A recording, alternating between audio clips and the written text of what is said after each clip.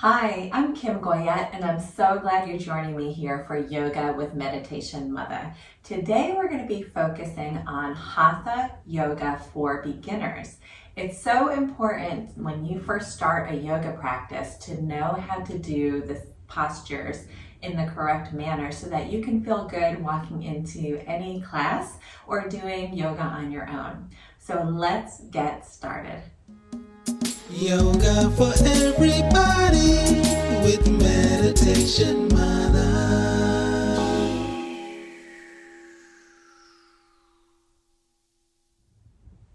So we're going to start by just warming up the spine a little bit. Oftentimes in yoga classes, you'll hear people say, let's do some cat-cows, and I'm going to show you what that's all about. So we'll make our way to hands and knees. Whenever you're working on your own practice, always feel free to use props or blankets to cushion your knees as much as you need to make yourself feel comfortable.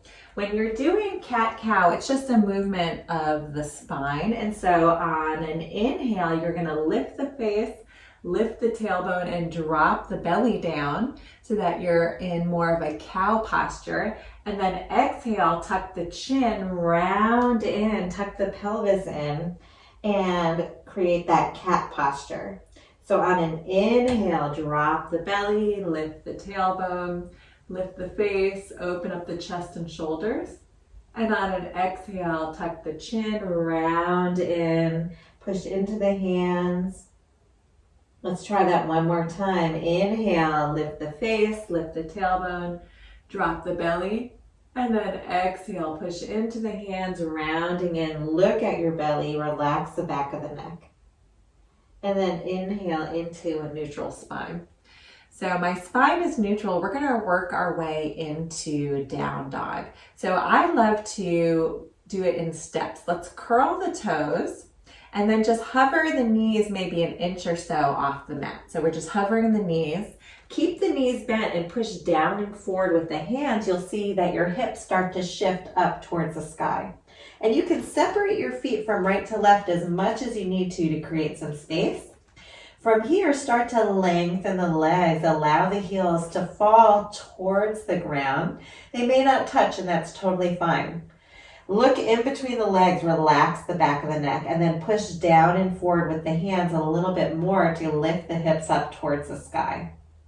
So you might feel a nice opening in the back of the legs, in the low back. You could shake your head out, yes and no, just kind of really relaxing that cervical spine. And then press your thumb and your pointer finger into the ground and really feel like your low belly is lifting up towards the ribs. That's going to allow you to create some space to move into. And then again, push the hands forward and down into the mat. Good. And then we'll come back to hands and knees. So that's going to be a posture that you'll use often in many forms of yoga. It's called down dog. We're going to move into a standing postures now. So we can push up to down dog like we did before, and then just walk the feet up to meet the hands in a nice wide-footed forward fold. Relax the back of the neck. Whenever you're in a forward fold, you can bend the knees as much as you need to so that your hands touch the ground. Or if you need a prop underneath your hands, you can use a block or a blanket. But you want to stay connected with your hands on the earth. Good. So when we're rising up from a forward fold, we're going to push into the feet and then lift the low belly up, lift the chest, and then rise all the way up to standing. Bring the hands to heart center. Good. Let's try that forward fold again, and we're going to do it so that we really create some support in the low back. So lift your low belly in and up. The ribs lift up. We can raise the arms up towards the sky, bend the knees generously, and then reach the hands forward. Look out, down at the ground, and then round in from here. Good. Keep the knees bent as much as you need to in order to touch the ground. Look in between the legs. Tuck the chin and just relax the neck. Shake the head out, yes and no. Good. Let's push into the feet. Bend the knees generously. Lift your low belly in and up. And then reach the arms overhead, engaging the glutes. Exhale, hands to heart center. Very good. So we're going to work into other postures that you might find in a Hatha yoga practice. One of them is, I'm going to face forward this time, you can stay right where you are, is triangle pose. So we're going to separate the feet from right to left, and then we're going to take your front foot and point it towards the front of the mat. The back toes turn in just a little bit so that the heel is in line with the front heel is in line with the back heel. Bring your hands to your hips to start. So I love taking the arms out of the way to start so that we can move within the body first. Let's reach that front arm forward, and we're going to start to reach the fingertips towards the toes. Reach. Notice my hip is moving back. I'm lengthening through the side of my body on both sides.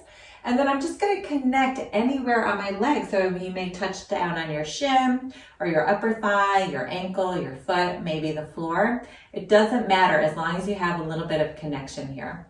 Take your top shoulder and roll it open so the chest is turned sideways.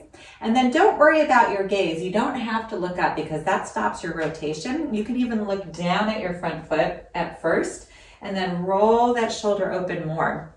So now, if you want, you can add the arms straight up overhead. Palm faces forward, fingertips spread nice and wide, and here we are in triangle. So keep your arms where they are. I'm engaging my side, so really turn on those low ribs to lift and be buoyant, and then activate your low belly, draw it in and up towards your ribs. And then on an exhale, we'll come all the way up to standing.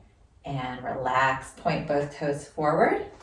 Good, let's try the other side. So we're gonna take the opposite toes and point them to the front of the mat. Good, and then take your back foot, turn the heel a little bit wider than the toes, bring your hands to your hips, front arm out in front, and then we're gonna start to extend. So lengthening the whole side body, the hip moves. Good, look down at your front foot and then connect anywhere on your leg. Start to roll that top shoulder open so the chest is up towards the sky, and then maybe add the arms. Feeling really light in your sides. I can even kind of hover my arm here because I'm so light, really activating. Another tool is to take your front foot and push it forward and your back foot to push it back. Really lock in your roots. And then you can rise up, opening up the side body. And then if you want your gaze up towards your hand or straight ahead or down at your foot, feel free to do so. Whatever feels best for your neck. Exhale, come all the way up and then relax, point the toes. Good. So we're going to move into another posture that is a side facing posture. Let's take that front foot and move it, point it towards the front of the mat. You can bring your toes in and the back foot a little bit. And we're going to work into warrior two. So bring the hands to the hips and we're going to bend that front knee. Notice my knee is 90 degrees, so it's directly over my heel. Arms come out to the side. I love to start by flipping my palms up towards the sky and then drawing my thumbs back to open up my chest, and then flipping the palms back open. So this is called warrior two. I have a lot of energy and grounding in my back heel, and my body is right down the center. So oftentimes when we do warrior two, we see people kind of leaning forward. Feel like someone's taking your back fingers and pulling on them to straighten the body. Good. Now you can have a soft gaze over your front fingers. Relax the shoulders down away from the ears. And here we are in warrior two. Sometimes people like to use reverse warrior from this posture. So we'll drop the back arm, take the front palm, face it up, and then just reach, open up the side body. So the legs stay exactly the same. You can take a nice inhale here and bring the arms back out to the side. Relax them all the way down. Straighten that front leg and point both toes facing forward. Let's try the other side for practice. So we're going to take that other foot and point it out towards the front of the mat. Your heel comes a little bit wider than your toe, and then bend that front knee. Notice my body is staying straight up and down. Arms come out to the side. Flip the palms up and then drag the thumbs back. Open up the chest. And then flip the palms down, maybe soft gaze over your front fingertips. Good. Reverse warrior, drop that back hand down, palm comes up in front, and then reach, open up the side body. Take a nice inhale here. And exhale, bring the hands back to center. Relax the arms all the way down. And then we're going to straighten that front leg, bring both toes to point to the side, and bring our feet towards each other. So I'm going to come to the top of my mat, and we're going to work on warrior one. So bring your hands to your hips, separate your feet nice and wide out towards the edges of the mat. You want to give yourself a lot of space, almost like you're standing on train tracks. So it's not a tightrope where one foot is in front of the other. It's your feet are nice and wide, and we're going to step that left leg all the way back and plant the heel down. So in warrior one, the front knee is directly over the heel. Your back heel is grounded. So we're not up on our toes. That would be more of a lunge. We're going to actually drop that back heel down. And the way that you're able to drop that back heel down is by separating the feet from right to left here. So you can give yourself some space. Take your back hip, turn it forward so that both hips are facing towards the top of your mat. Good, come forward in that front leg, lots of energy out that back leg. And then if you want, inhale, arms sweep up. Good, so here we are in warrior one. Take a nice inhale here. Exhale, release all the way down. Take that back foot, step it forward, and come to center. Let's try the other side. So same thing, hands to the hips. This time we're going to step that right leg all the way back and plant the heel down. Come forward in that front leg so the knee is directly over the heel. Feet are separated from right to left, and then inhale, warrior one. Take a nice inhale and then exhale. Good, one more time, inhale. Exhale, release the hands. Good, and we're going to take that back foot and step it forward. Woo, excuse me. So now we're going to go into a tabletop position where we fold halfway down. So let's sweep the arms up. Good, and then fold all the way over the legs. Bend the knees generously so that you can touch the ground or a prop. And then we're going to slide the hands halfway up on the shins to create a tabletop. So notice my gaze is straight down at the ground at the top of my mat. My chin is tucked in slightly so that I have length through the back of the neck. And then notice your low belly. Lift your low belly up towards your ribs. Take a nice inhale here and then fold all the way down. Good, let's try that again. Slide the hands halfway up on the shins. Create a tabletop, look down at your mat. Lengthen through the back of the neck. Lift your low belly up towards your ribs. And then exhale, take it all the way down. Good. So we're going to come to hands and knees, so you can make your way all the way down to hands and knees. And oftentimes in yoga, we do planks. So for beginner yoga, you can actually stay kneeling and do a kneeling plank. So what I love to do is start kneeling, walk my hands out in front of me, and then shift my weight forward until my hips come in line with my legs. So my hips aren't down where I'm arching my back and my butt's not sticking up. It's actually in alignment. So draw the belly in, feel the engagement of the core, elbows point back, and then I'm going to slowly lower all the way down onto my belly, forehead on the mat. So many times we work into Cobra. Cobra is a heart opening posture, really healthy to squeeze the energy and stagnation out of the kidneys. And so what we're going to do is give ourselves lots of space by separating our feet out to the corners of the mat. So put your feet in a nice wide V. Slide your hands back so that your elbows are at a 90-degree angle and your hands are at your low ribs. From here, feel like your heel of your hands is pulling back, so the crown of the head is starting to move forward, and then just lift the face up off the mat. Draw your elbows towards each other and gaze at the top of the mat. Oftentimes you see people lifting their chin and really crunching their neck, and you want to actually tuck the chin into the chest just a little bit and lengthen through the back of the neck. So this is Cobra. And exhale all the way down. Good. Let's try it again. So feet nice and wide, elbows draw together at 90 degrees. Feel like the heel of your hand is dragging back. Lift the face up off the mat. Good. And you can do this in many levels, high or low Cobra. This is a low Cobra.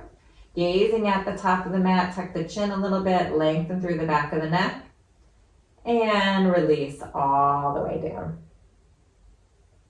So oftentimes, let's come up onto the forearms for a second. Oftentimes you hear people moving into up dog. So up dog is a little bit of a different posture than Cobra. What we're going to do is lengthen the legs back. You're on the tops of the feet, and then we'll plant the hands underneath the shoulders, and we're going to straighten the arms and lift the whole thigh and shin off the mat. So my hips are not draped down. I'm using my belly to support my low back. Shoulders roll back. Chuck the chin just a little bit. Draw the belly in and up.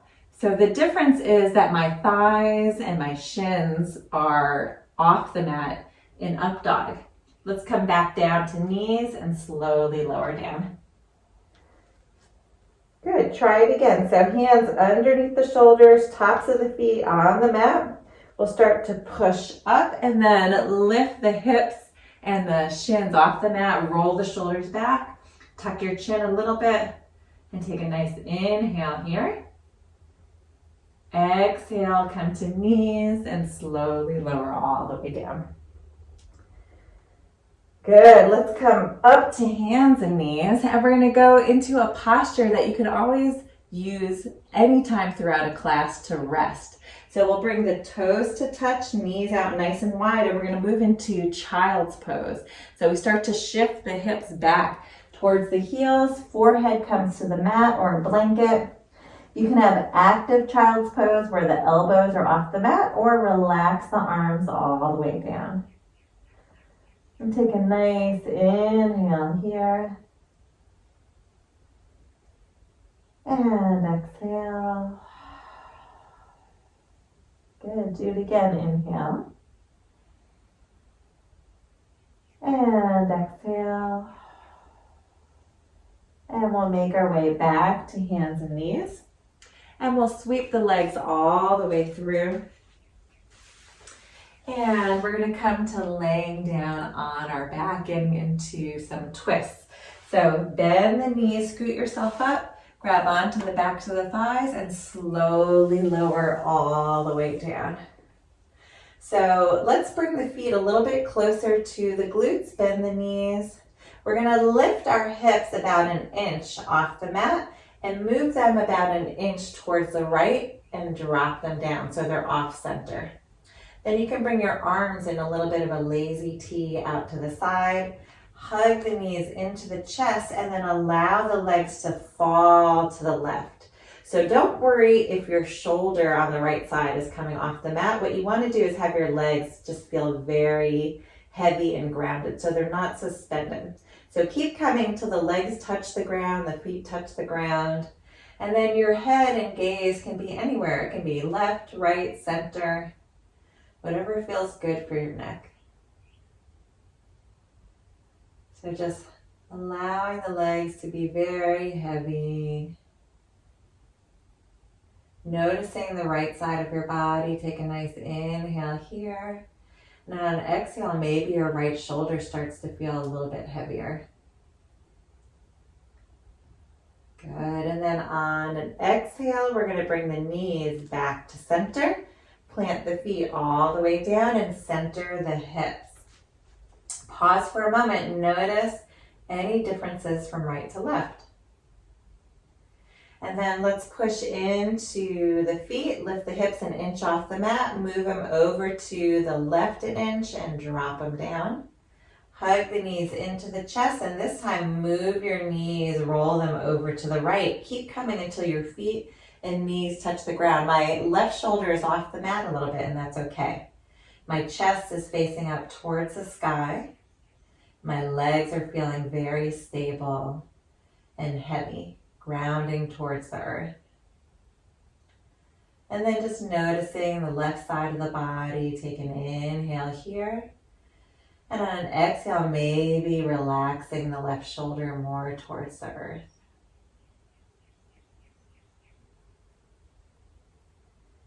Good, and on an exhale, bringing the knees back to center, plant the feet, lift the hips and move the hips back to center. Pause for a moment.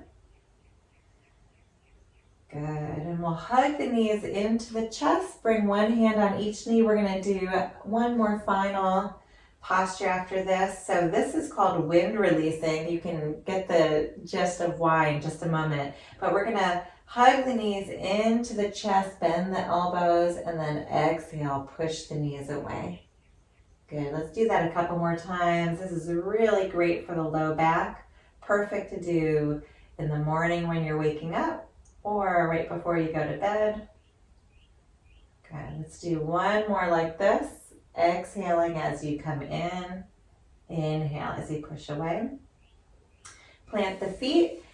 And then we're going to move into the final posture, the resting posture called Shavasana. And this is where we take time for ourselves to absorb all the beautiful energy you've created in your yoga practice. So just lengthening the legs down below, separating the feet out to the corners of the mat so you're in a wide V. And then arms come along your side if it feels good. Palms face up towards the sky, and we just close the eyes and enjoy this moment for yourself. Relaxing the low belly, slowing down the breath, and just taking one moment to really nourish all of you.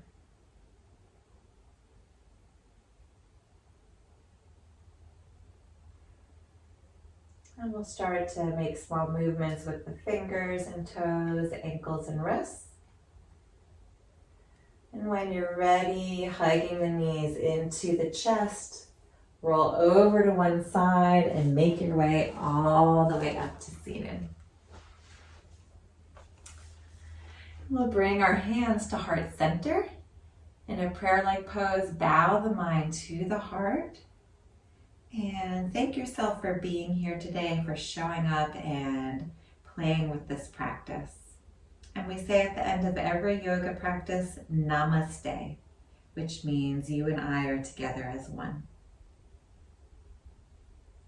Thank you so much for joining me here today. I hope this class helped to prepare you for many future classes.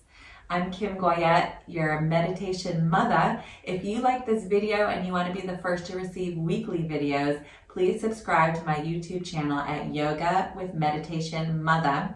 And if you are interested in learning about yoga retreats happening all around the world, please check out my website at www.meditationmutha.com. Thanks so much. See you next time.